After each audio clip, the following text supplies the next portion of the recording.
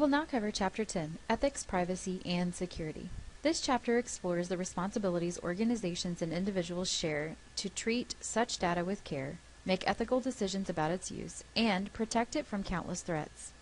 We examine the ethical dilemmas in the collection and use of information, explore the elusive concept of privacy, and discuss the critical importance of information security in all organizations.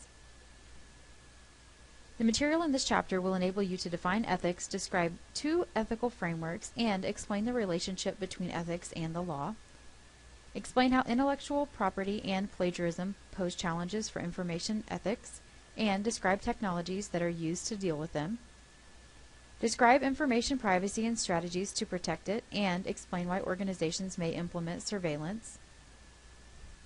Explain the steps that organizations use to manage security risks, identify threats, assess vulnerabilities, and develop administrative and technical controls, and explain why human behavior is often the weakest link for ethics, privacy, and security, and provide examples of strategies that can be used to counteract the weakness. Jimmy Wales, the founder of Wikipedia, vehemently supports freedom of speech, including the principle that anyone can contribute any information to the world's largest open-source public reference work. But circumstances sometimes gnaw away at ethical commitments. When the New York Times reporter David Rode was kidnapped by the Taliban, the newspaper's editors begged Wales to suppress information of it on Wikipedia, fearing it would reduce Rode's chance of survival. Wales asked his team to sanitize updates that mentioned the kidnapping as fast as they popped up. When that failed, he blocked off Rode's Wikipedia entry, securing it against any editing. Contributors were deeply divided over Wales' decision to censor. Rode eventually escaped to safety. In another ethical dilemma, Wikipedia's estranged co-founder Larry Sanger complained to the FBI that some entries featured child pornography. Without discussing it with the site's administrators, Wales rushed to delete the images. In the ensuing uproar, Wales chose to relinquish his all-powerful access rights and downgraded his own account to a low-level administrator's level, so the software security systems could prevent him from deleting anything. Ethics, privacy, and security issues underscore how the human element is so tightly interwoven with the other three components of information systems: technology, processes, and data. Ethics refers to a system of moral principles that human beings use to judge right and wrong and to develop rules of conduct. Two ethical systems are widely adopted. One system emphasizes natural laws and rights. It judges the morality of an action based on how well it adheres to broadly accepted rules, regardless of the action's actual consequences. Others emerge from beliefs about fundamental and natural rights that belong to human beings. The U.S. Declaration of Independence lists life, liberty, and the pursuit of happiness as inalienable human rights. A second system, called utilitarianism, considers the consequences of an action, weighing its good efforts against its harmful ones. First, do no harm is a precept of medical ethics, ensuring physicians will heavily weigh the possible harmful consequences of their remedy. When you try to judge what action would create the greatest good for the greatest number, you are using a utilitarian scheme.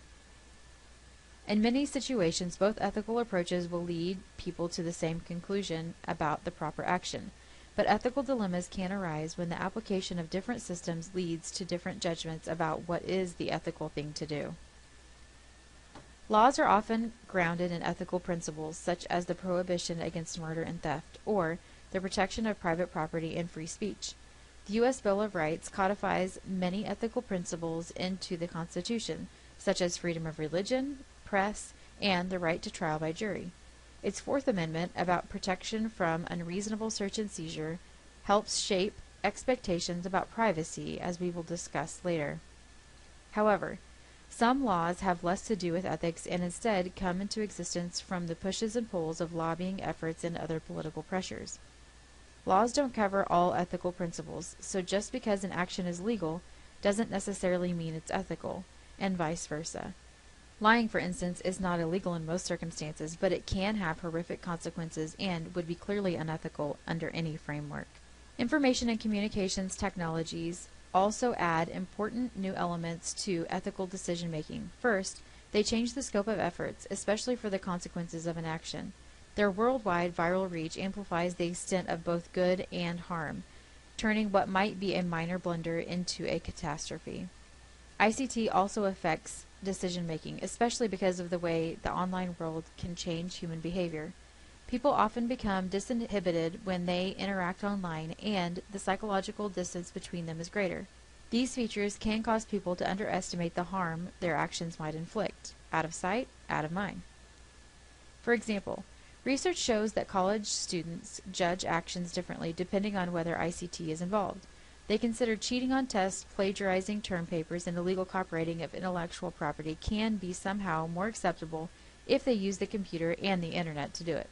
The ethical issues most important for managing information systems touch especially on the storage and transmission of digitized data. As that mound of data grows, the scope of information ethics grows with it, and so do the controversies. Intellectual property, also called IP, which is now overwhelmingly digitized, is one example. Some consider IP protection to be a natural right. Others argue that the greater good is served when information is as widely distributed as possible. Intellectual property includes intangible assets such as music, written works, software, art, designs, movies, creative ideas, discoveries, inventions, and other expressions of human mind. Most societies have developed a maze of copyright laws, patents, and legal statutes to protect intellectual property rights. However, enforcing all those laws is nearly impossible when the IP is digitized. The Business Software Alliance reports large financial losses to businesses due to software piracy. More than $50 billion in 2009. For every $100 worth of software sold that year, another estimated $75 worth was installed illegally. Digital Rights Management, DRM, refers to technologies that software developers, publishers, media companies, and other IP holders use to control access to their digital content. As the technologies mature, however, they are becoming less intrusive and letting IP holders provide some technology protection for their products. A type of intellectual property theft that mushroomed with easy cut-and-paste ability offered by word processors is plagiarism. Just as the internet made plagiarism easy, it also made it easy to track. For example, Turnitin.com offers an originality checking service that color codes documents submitted to it, showing the sources of passages and that match existing work. Privacy has become elusive. On a typical day, you might visit hundreds of websites, enter dozens of search terms, download a few free screensavers, collect dozens of cookies, bid in an auction, upload a batch of photos, and click on some ads. Your photo might be snapped repeatedly by security cameras, and your credit card is swiped for every transaction. Your corporate ID badge, your car's EasyPass, or your mobile phone, your passport, or your GPS device track your whereabouts and movements. More than two-thirds of the United States adults say they are seriously concerned about identity theft. The ease with which information systems can collect and interconnect data makes privacy a top ethical issue. But what exactly is privacy? The United Nations identified privacy as a fundamental right in 1999, but its definition remains hazy. Nevertheless, societies from ancient history onward recognize the concept. The Quran, the Bible, the Jewish law all refer to elements of privacy. Information privacy, which refers to the protection of data about individuals, is a special concern for ICT. When all this data was on paper or in separate systems with clumsy interconnections, information privacy was easier to achieve. Now, it mainly rests on the decisions people, organizations, and governments make about what to collect, what to use and how to use it, and what to distribute. People are surprisingly willing to disclose personal data to marketers for a little convenience, a discount coupon, or a free digital sample.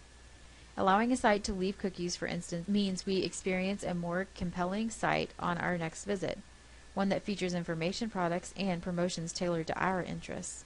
To earn trust, organizations should clearly state in their privacy policies what they are collecting and why. They must also take great care to protect the data they do collect and adhere to their own policies. Anonymity refers to a condition in which a person's identity is unknown.